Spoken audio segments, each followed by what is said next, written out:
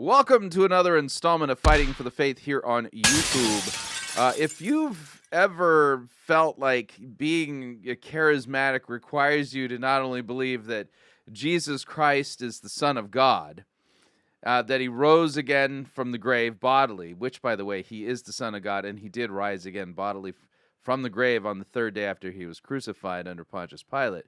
But then you also have to believe in the glory zone and portals and people who claim that they have special anointings from the Spirit to do strange and outrageous things that are nowhere mentioned in Scripture. Yeah.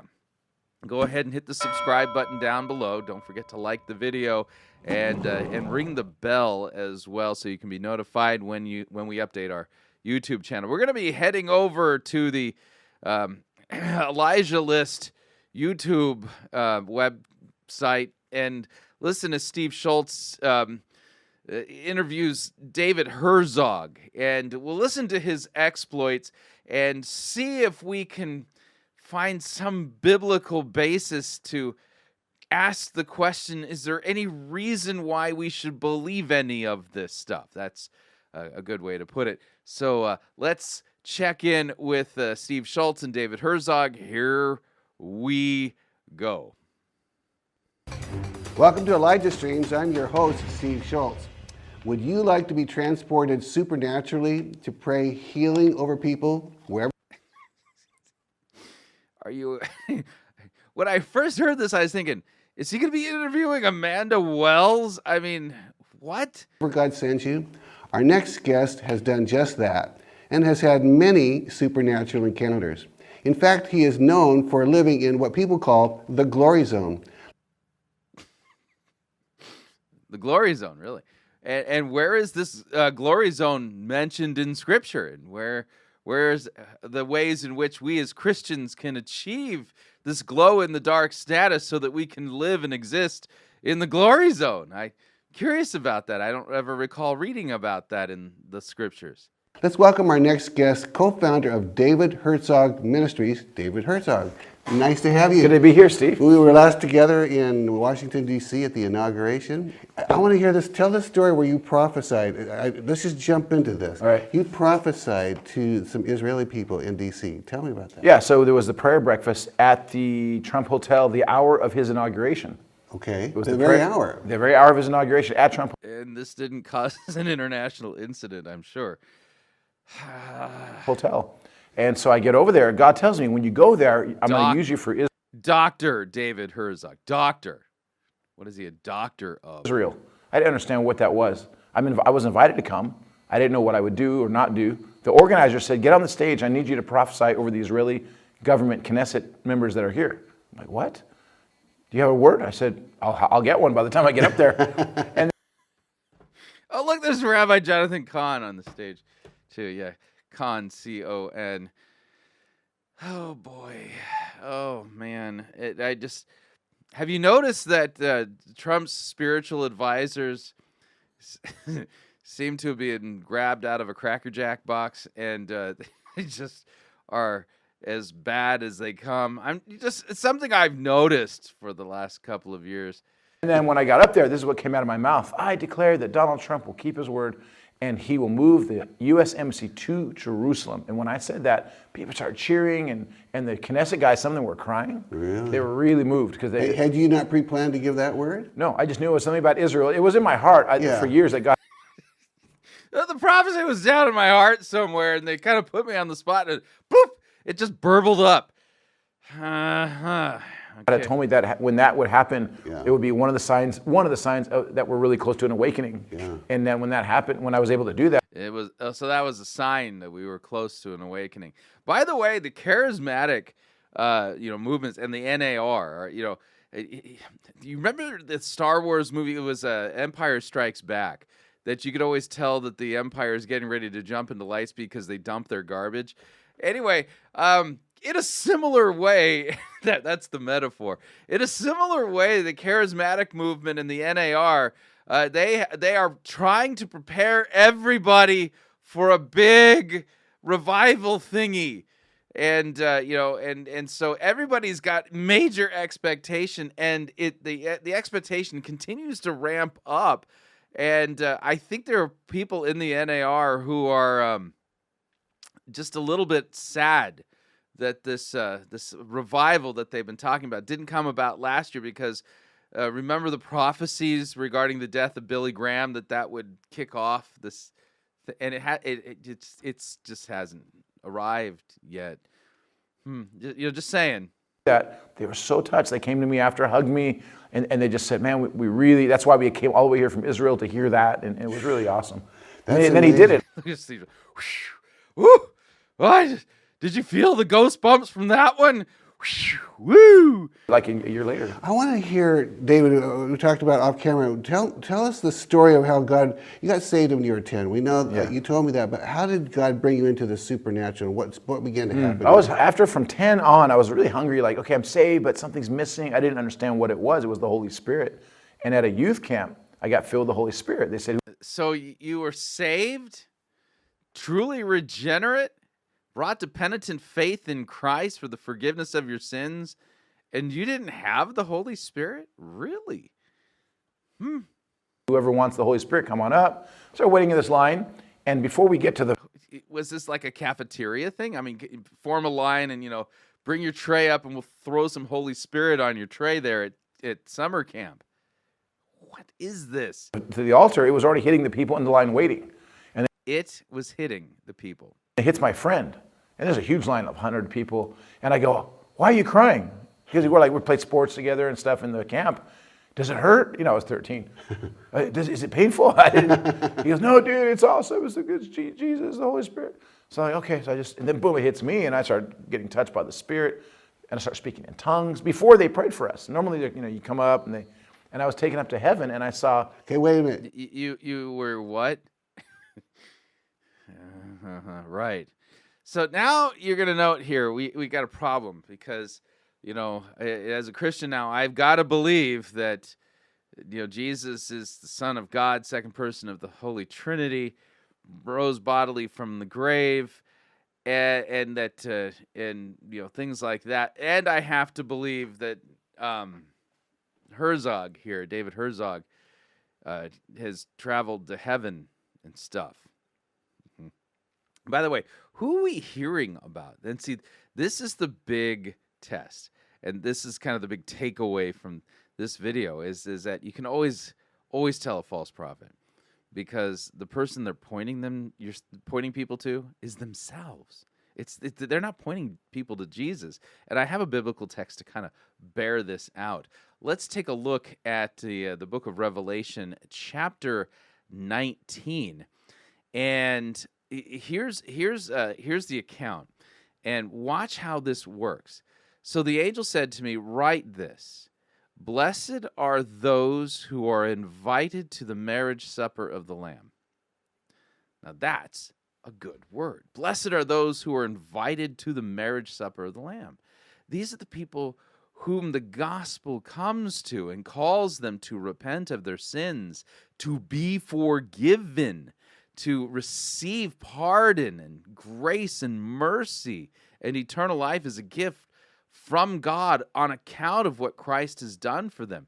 And so blessed are those who are invited to the marriage supper of the Lamb.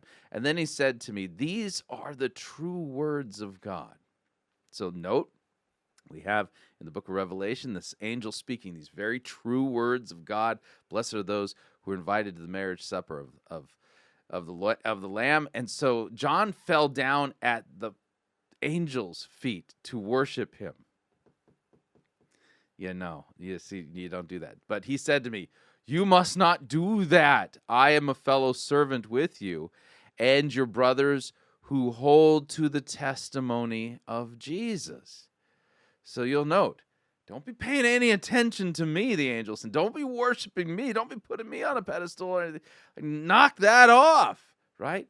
And then he says this: "For the testimony of Jesus is the spirit of prophecy." The testimony of Jesus is the spirit of prophecy.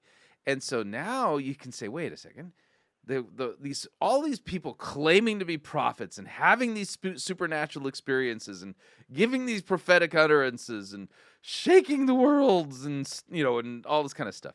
The people they're pointing people to is themselves. The exact opposite of this angel. Here, this angel speaks the true word and says, "Blessed are those who are invited to the marriage supper of the Lamb." And John wants to worship him, and the angels don't do that. The testimony of Jesus is the spirit of prophecy. And the scriptures are about Christ. The prophets, even the Old Testament prophets, they wrote about Christ. And so, over and again, these people, these wingnuts, these wackerdoodles like Schultz and Herzog and others, there's a whole pantheon of these false teachers and prophets out there they've invaded the world like a plague, and they're pointing everybody to them. Why should I believe David Herzog has had a portal experience and gone to heaven and all this kind of nonsense? Answer: there's no reason I should believe that, because you know who he's not telling me about? Jesus. He's telling me about David Herzog. And here Steve Schultz is like, lapping this up, going, "Oh, how did you get to operate in the supernatural like that? How did you do it? I want to do that too." And everything's all about Herzog, but it ain't about Jesus. The testimony of Jesus is the spirit of prophecy.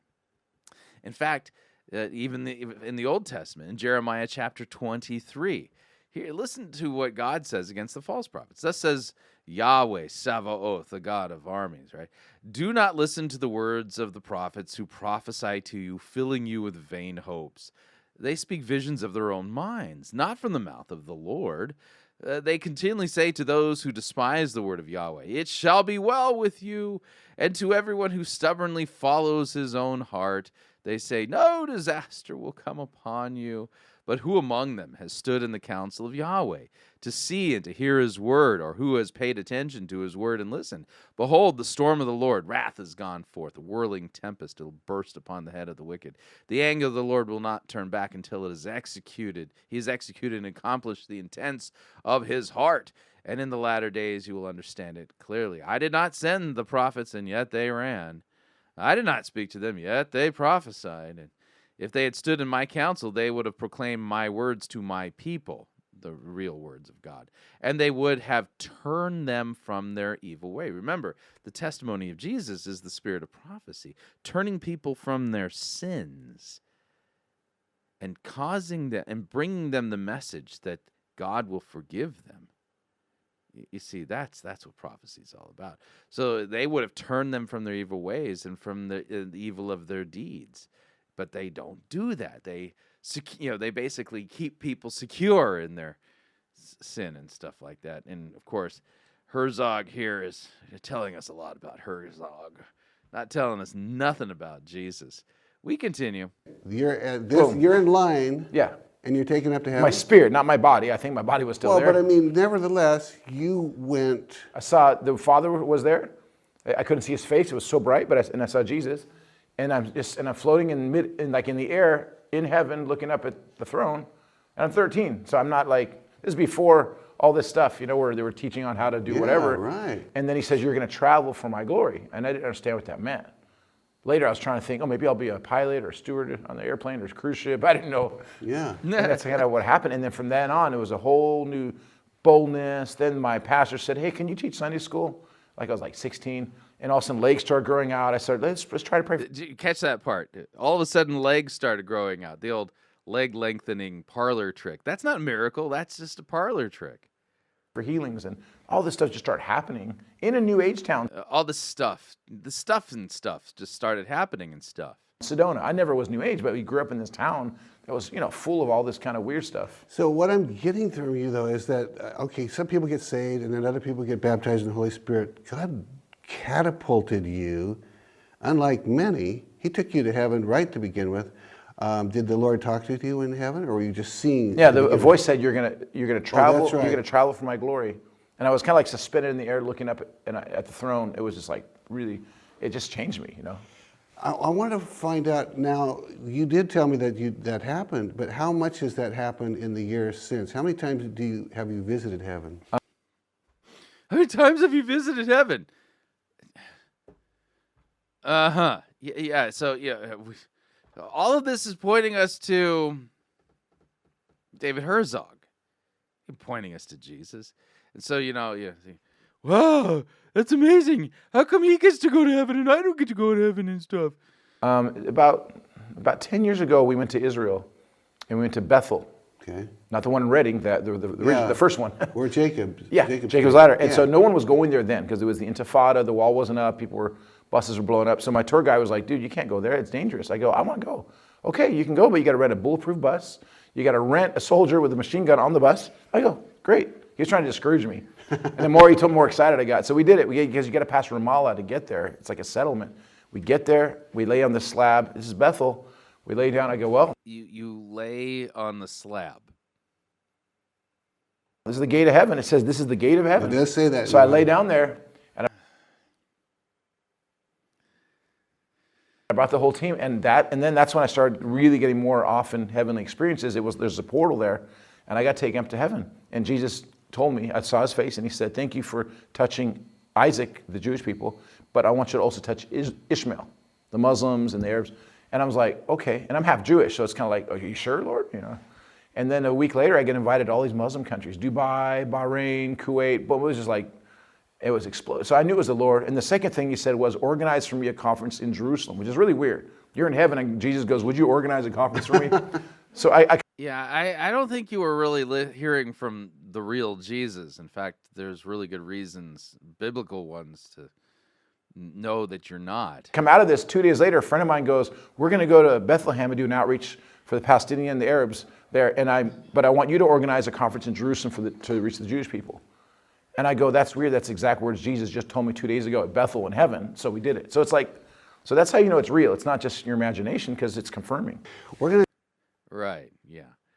So you'll note the stories are tall tales indeed. But the one thing they're not doing, and that is telling us about Jesus. The testimony of Jesus is the spirit of prophecy, not the testimony of the exploits of Herzog. And notice he's not even 100% confident that the things that he's experienced were from God. But I know it was because, the confirmation thingy stuff. And so now I got to believe that he lives in the glory zone, that he's taken a portal to heaven, seen Jesus on multiple occasions.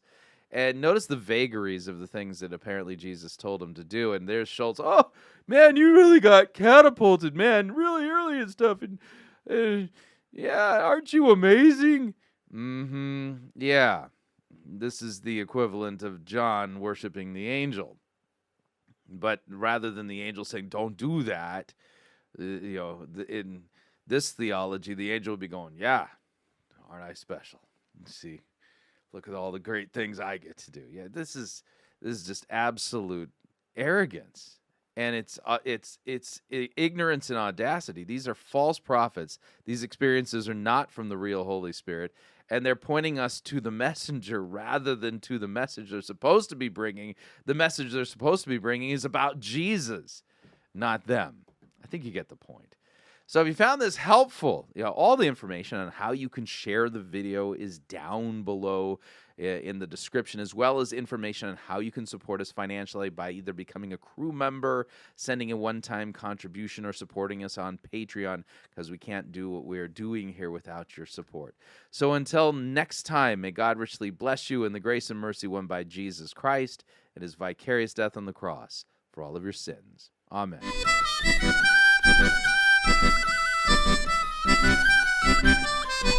you.